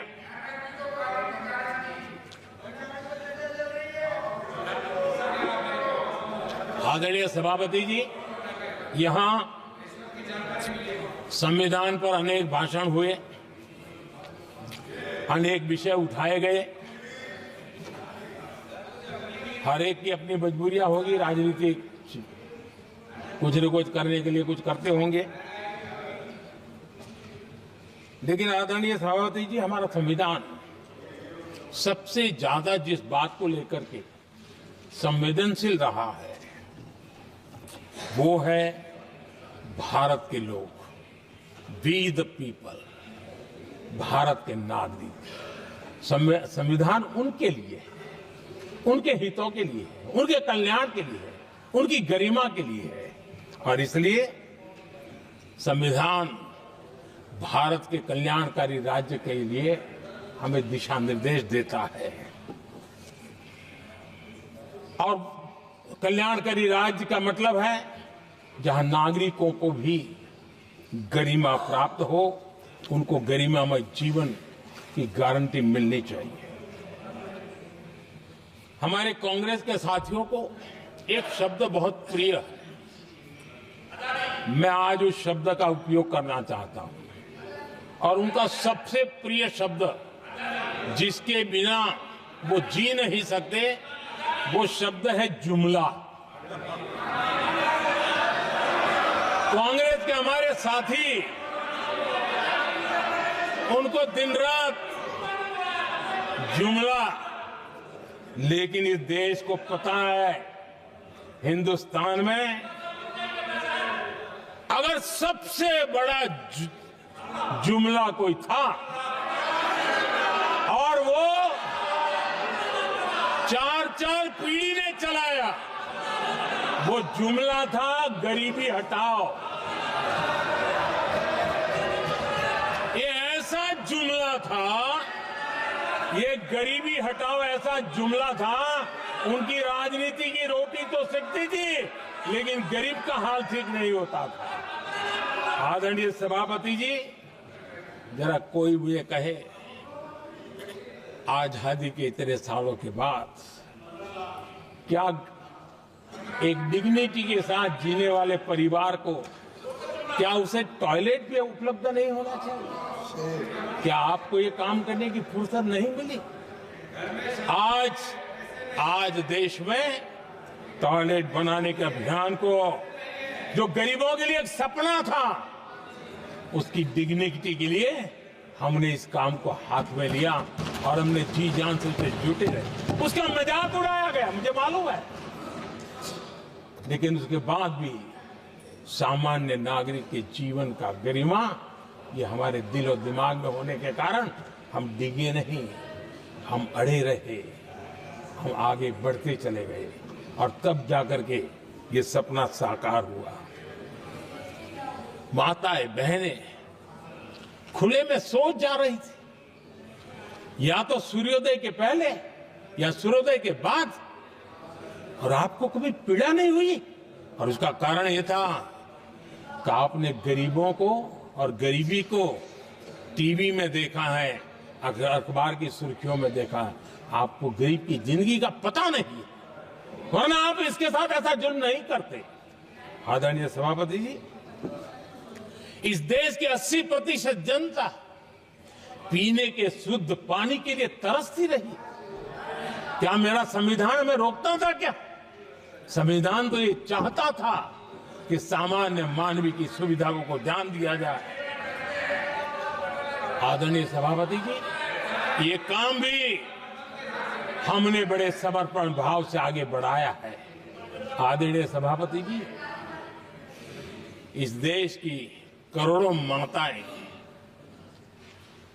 चूल्हे में खाना पकाना और धुएं से आंखें लाल, कहते हैं कि सैकड़ों सिगरेट का धुआं खाना पकाते हैं तब धुआं शरीर में जाता है। उन माताओं बहनों की आंखें लाल होती थी, इतना नहीं, उनका शरीर स्वास्थ्य खत्म हो जाता था। उनको धुएं से मुक्ति का काम, और 2013 तक क्या चर्चा चलती थी, 9 सिलेंडर देंगे कि 6 सिलेंडर देंगे। इस देश ने देखते ही देखते हर घर तक गैस का सिलेंडर पहुंचा दिया, क्योंकि हमारे लिए हर नागरिक 70 साल के बाद जो बेसिक सुविधाएं हैं उसकी तरफ। आदरणीय सभापति जी, अगर हमारा गरीब परिवार दिन रात मेहनत करके गरीबी से बाहर निकलने के लिए कोशिश करता है, बच्चों को पढ़ाना चाहता है, लेकिन घर में एक बीमारी आ जाए तो उसका सारा प्लान बेकार हो जाता है, पूरा परिवार की सारी मेहनत पानी में चली जाती है। क्या इन गरीब परिवारों के इलाज के लिए कुछ आप सोच नहीं सकते थे? 50-60 करोड़ देशवासियों को मुफ्त इलाज मिले। संविधान की उस भावना का आदर करते हुए हमने आयुष्मान योजना को लागू किया, और आज देश के 70 साल के ऊपर के किसी भी वर्ग के क्यों न हो, उनके लिए भी हमने व्यवस्था की। आदरणीय सभापति जी, जरूरतमंदों को राशन देने की बात, और उसका भी मजाक उड़ाया जा रहा है। जब हम कहते हैं कि 25 करोड़ लोग गरीबी को परास्त करने में सफल हुए, तो फिर हमें सवाल पूछा जाता है कि आप गरीब को राशन फिर क्यों देते हो? आदरणीय सभापति जी, जो गरीबी से निकल के आया है, उसे पता होता है कि अस्पताल में भी एक पेशेंट स्वस्थ होने के बाद जब छुट्टी देते हैं ना, तो डॉक्टर भी कहता है कि आप घर जाइए, तबीयत ठीक है, ऑपरेशन अच्छा हुआ है, लेकिन महीने पर ये जरा संभालना, ये मत करना, क्योंकि पेशेंट दोबारा तकलीफ में ना आए, गरीब दोबारा गरीब न बने, इसलिए उसका हैंड होल्डिंग जरूरी है। और इसलिए हम मुफ्त राशन दे रहे हैं। उसकी मजाक मत उड़ाओ, क्योंकि हमें गरीबी से जो बाहर निकला है उसको दोबारा गरीबी में जाने नहीं देना है, और जो अभी भी गरीबी में है उसे हमें गरीबी से बाहर लाना है। आदरणीय सभापति जी, हमारे देश में गरीबों का नाम पर जो जुमले चले, उसी गरीबों के नाम पर बैंकों का राष्ट्रीयकरण किया गया गरीबों के नाम पर।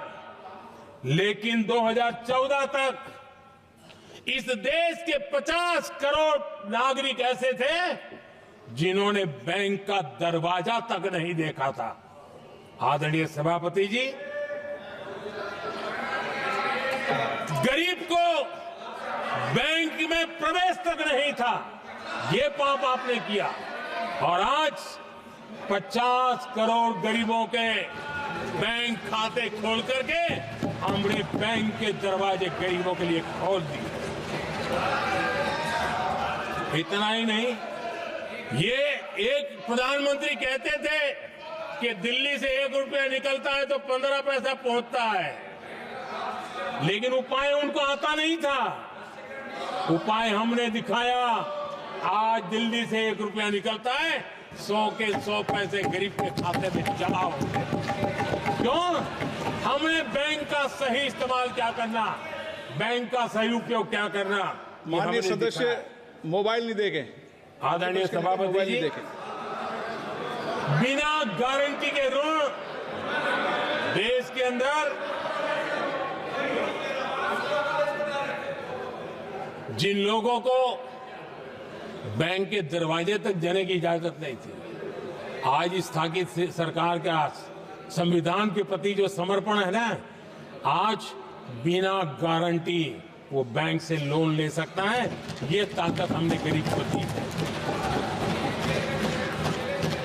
आदरणीय सभापति जी, गरीबी हटाओ का जुमला इसी के कारण जुमला बनकर के रह गया। गरीब को इस मुश्किल से मुक्ति मिले, ये हमारा बहुत बड़ा मिशन है और ये हमारा संकल्प है, और हम इसके लिए दिन रात एक कर रहे हैं। जिनको कोई नहीं पूछता, इनको मोदी पूजता है। आदरणीय सभापति जी, दिव्यांगजन हर दिन संघर्ष करता हमारा दिव्यांगजन। अब जाकर के हमारे दिव्यांग को फ्रेंडली इंफ्रास्ट्रक्चर मिले, उसकी व्हीलचेयर आगे तक जाए, ट्रेन के डिब्बे तक जाए। ये व्यवस्था दिव्यांगजन के लिए करने का हमारे दिल में तब आया क्योंकि समाज के दबले कुचले वंचित लोगों की चिंता करना हमारे मन में था, तब हुआ। आदरणीय सभापति जी, आप मुझे बताइए, एक तो भाषा के नाम पर झगड़ा करना तो सिखा दिया आपने, लेकिन मेरे दिव्यांगजनों के साथ कितना अन्याय किया। जो हमारे यहां साइनेज लैंग्वेज जो है, साइन लैंग्वेज की जो व्यवस्था है, खास करके मूक बधिर के लिए, अब दुर्भाग्य ऐसा देश का कि असम में जो भाषा सिखाई जाए, उत्तर प्रदेश में दूसरी सिखाई जाए, उत्तर प्रदेश में सिखाई जाए, महाराष्ट्र में तीसरी सिखाई जाए। हमारे दिव्यांगजनों के लिए एक साइन लैंग्वेज का होना बहुत जरूरी था। आजादी के 7 दशक बाद भी उनको उन दिव्यांगजनों की याद नहीं आई।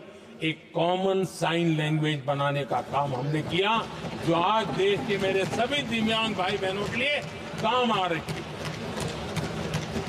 आदरणीय सभापति जी, घुमंतु और अर्ध घुमंतु जन समूह समाज का इसके ऊपर पूछने वाला नहीं था। उनके कल्याण के लिए वेलफेयर बोर्ड बनाने का काम हमने किया। क्योंकि संविधान की प्राथमिकता है लोग, हमें उसको दर्जा देने का काम किया है। आदरणीय सभापति जी, हर कोई रेहड़ी पटरी के लोगों से जानता है, हर मोहल्ले में, हर इलाके में, हर फ्लैट में, हर सोसाइटी में सुबह होते ही वो रेहड़ी पटरी वाला आकर के मेहनत करके और लोगों का जीवन चलाने में मदद करता है। उसको बेचारे को 12-12 घंटे काम करे, रेहड़ी भी किसी से किराए पर ले ले, किसी से ब्याज से पैसा ले, किसी से सामान खरीदे, शाम को ब्याज खाओ पैसा ले जाए, बड़ा मुश्किल से अपने बच्चों के लिए ब्रेड का टुकड़ा ले जा सके। ये हालत थी, ये हमारी सरकार ने है रेहड़ी पटरी वालों के लिए स्वनिधि योजना बना करके बैंक से उनको बिना गारंटी लोन देने का शुरू किया, और आज उसके कारण, वो स्वनिधि योजना के कारण वो तीसरे राउंड तक पहुंचा है और अधिकतम लोन बैंक से उसको सामने से मिल रही है। उसकी प्रतिष्ठा का और उसका विस्तार हो रहा है, विकास भी हो रहा है। आदरणीय सभापति जी, इस देश में हम में से कोई ऐसा नहीं होगा जिसको विश्वकर्मा की जरूरत न पड़ती हो। समाज की व्यवस्था की एक बहुत बड़ी व्यवस्था बनी थी, सदियों से चली आ रही थी, लेकिन वो विश्वकर्मा साथियों के लिए कभी पूछा नहीं गया।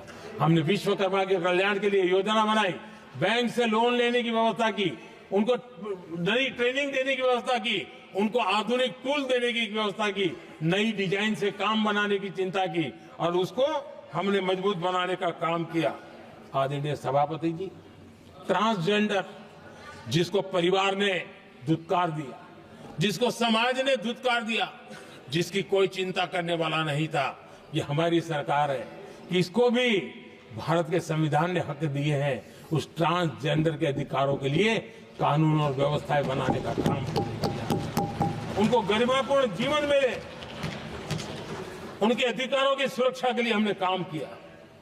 आदरणीय सभापति जी, हमारे आदिवासी समाज इतनी सारी बातें करते, मुझे तो याद है मैं जब गुजरात का मुख्यमंत्री बना तो हमारे यहाँ उमरगांव से अंबाजी तक एक पूरा बेल्ट, गुजरात का पूर्वी हिस्सा पूरा आदिवासी बेल्ट, और एक कांग्रेस के मुख्यमंत्री आदिवासी रह चुके थे। इतने सालों के बाद भी उस पूरे इलाके में एक भी साइंस स्ट्रीम की स्कूल नहीं थी। मेरे आने से पहले एक भी साइंस स्ट्रीम की स्कूल नहीं थी। अगर साइंस स्ट्रीम की स्कूल नहीं है तो कितनी आरक्षण की बातें करो, वो बेचारा इंजीनियर और डॉक्टर कैसे बन सकता।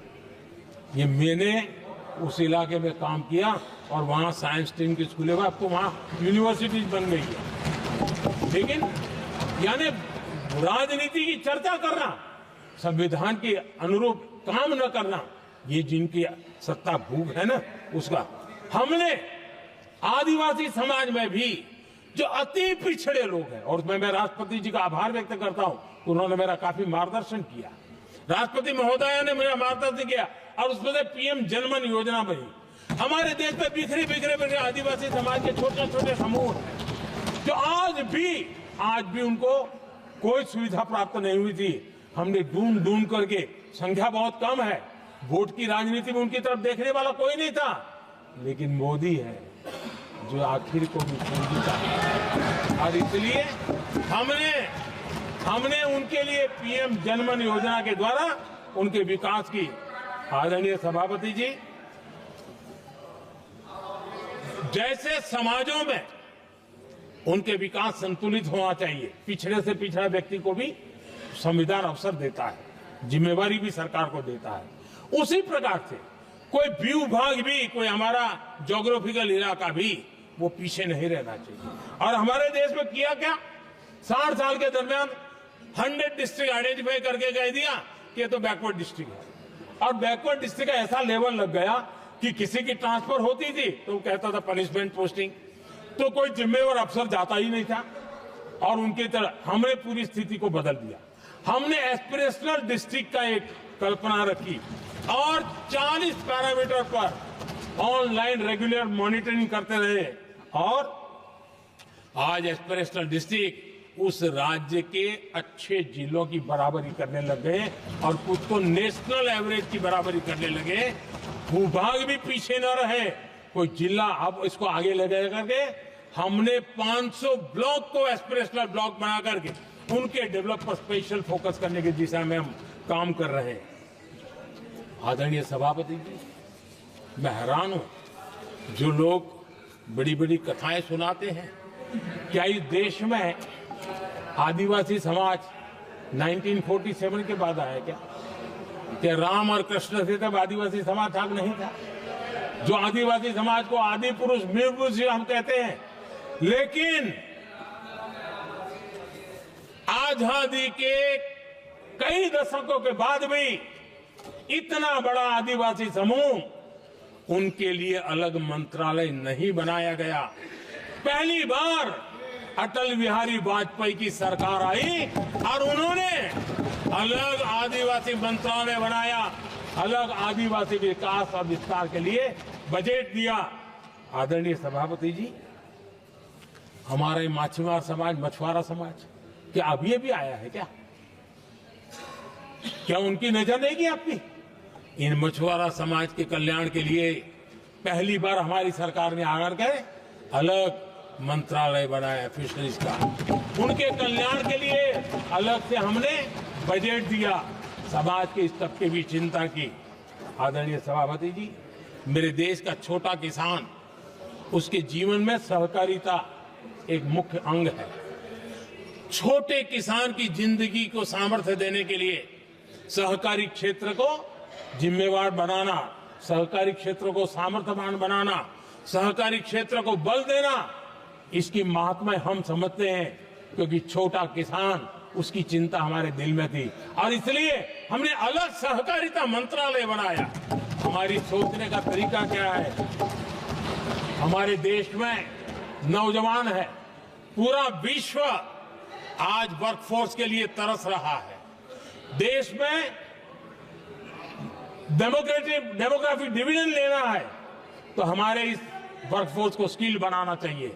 हमने अलग स्किल मंत्रालय बनाया ताकि दुनिया की आवश्यकता के अनुसार मेरा देश का नौजवान तैयार हो और विश्व के साथ वो अपने आगे बढ़े। आदरणीय सभापति जी, हमारा नॉर्थ ईस्ट इसलिए कि वहां वोट कम है, सीटें कम है, इसकी कोई परवाह नहीं है। ये अटल जी की सरकार थी जिसने पहली बार नॉर्थ ईस्ट के कल्याण के लिए डोनियर मंत्रालय की व्यवस्था की और आज उसका परिणाम है कि नॉर्थ ईस्ट के विकास की नई चीजों को हम प्राप्त कर पाए।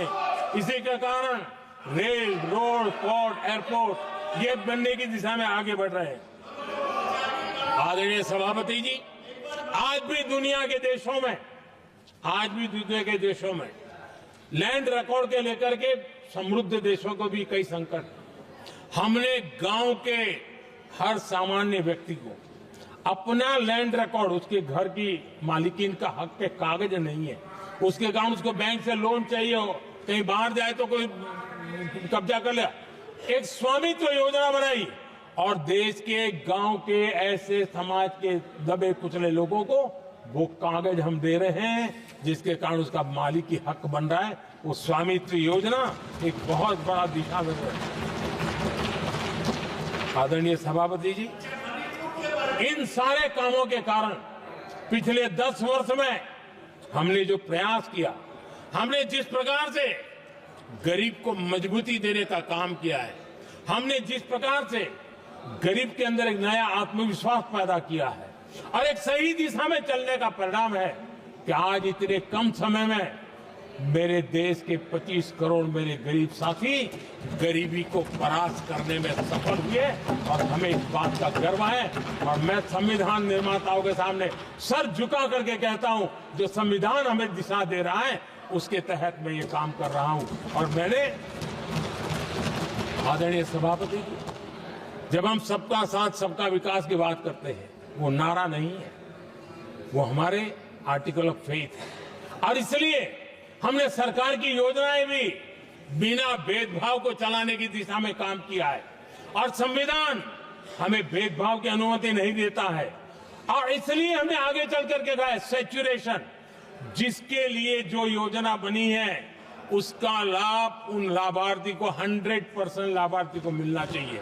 ये सैचुरेशन अगर सच्चा सेकुलरिज्म को है ना, तो ये सैचुरेशन में है। सच्चा सामाजिक न्याय अगर किसी में है तो ये सैचुरेशन 100% 100% उसको बेनिफिट जिसका हक है मिलना चाहिए, बिना भेदभाव के लिए मिलना चाहिए। तो ये भाव लेकर के हम सच्चे सेक्युलरिज्म को और सच्चे सामाजिक न्याय को लेकर के जी रहे हैं। आदरणीय सभापति जी, संविधान की हमारे एक और स्पिरिट भी है और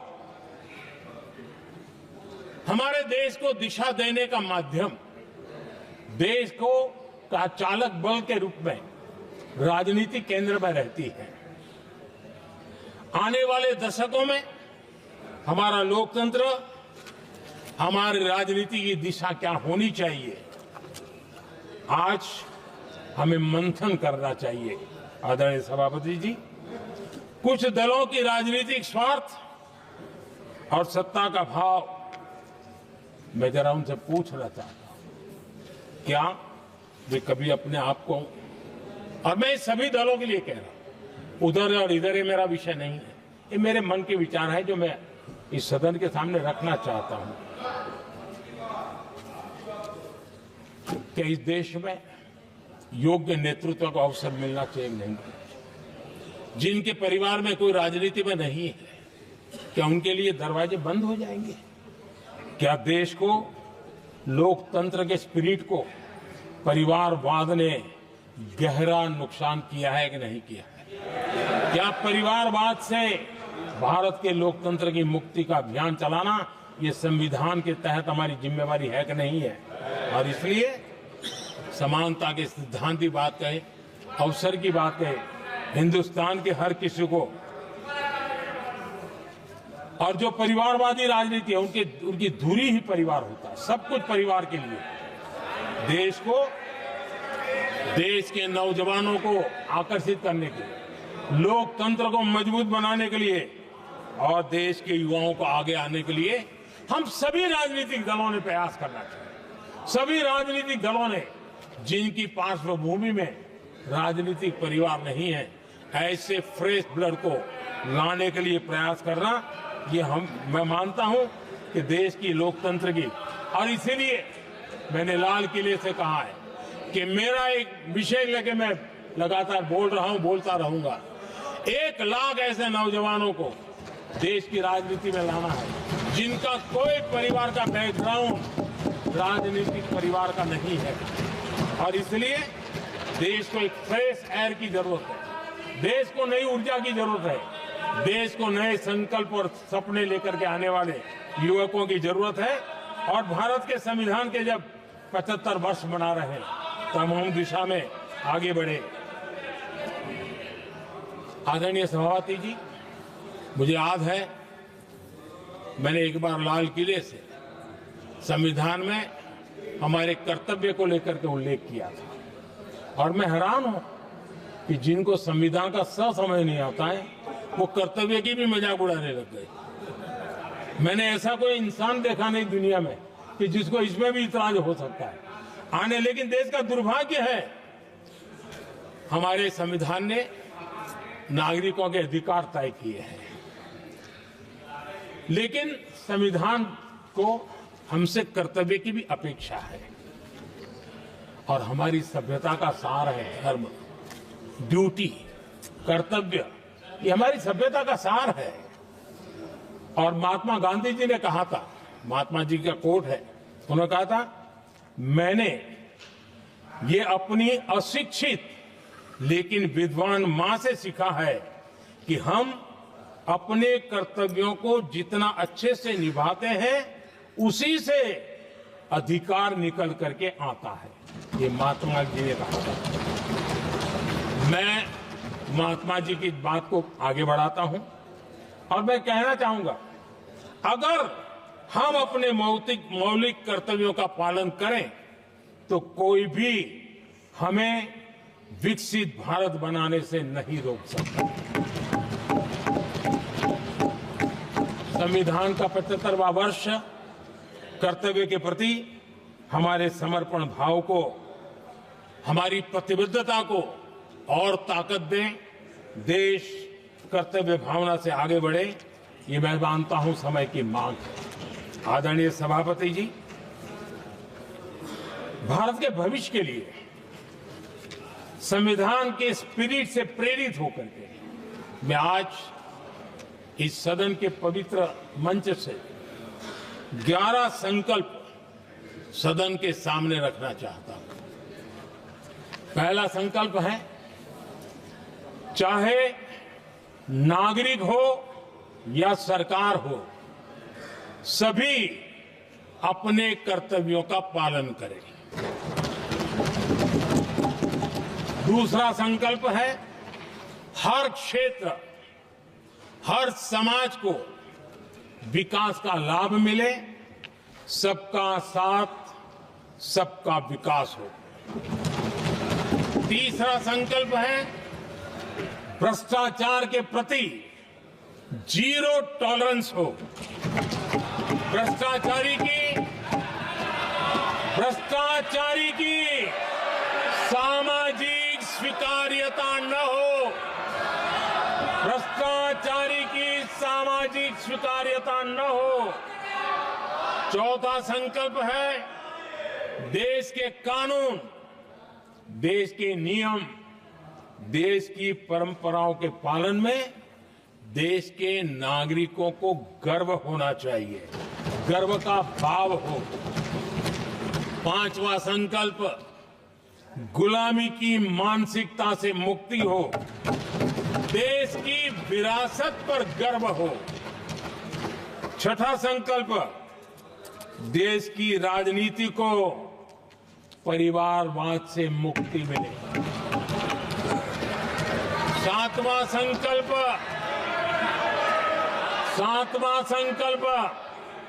संविधान का सम्मान हो। राजनीतिक स्वार्थ के लिए संविधान को हथियार न बनाया जाए। आठवां संकल्प, संविधान की भावना के प्रति समर्पण रखते हुए जिनको आरक्षण मिल रहा है वो न छीना जाए और धर्म के आधार पर आरक्षण की हर कोशिश पर रोक लगे। नौवां संकल्प, विमेन लेड डेवलपमेंट में भारत दुनिया के लिए मिसाल बने।